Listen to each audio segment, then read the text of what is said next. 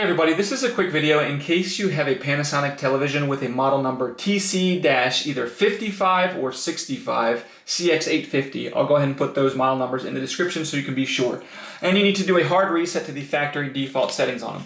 Now we can do this factory default settings, factory default reset via either the menu or on the physical buttons of the TV and the remote. Now, there's two reasons you're going to want to do this. The first one is troubleshooting. If you're having any issues with this TV not connecting to your devices, or if it's not responding, if there's problems with the sound, anything like that can very often be fixed with a hard reset.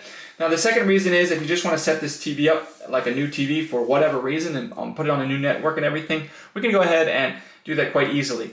Now, if you want to do it via the menu options on the screen, it's pretty easy. Just hit menu on the remote and then go setup, then go to system, then go to factory default, and then go to yes to confirm it, and hit OK each time on those and it will reset. But like if your TV is not responding or something and you want to force it to reset via the buttons, we can go ahead and do that. We need to find the volume down button on the back of the TV and the menu button over on the left side below the power button of the controller.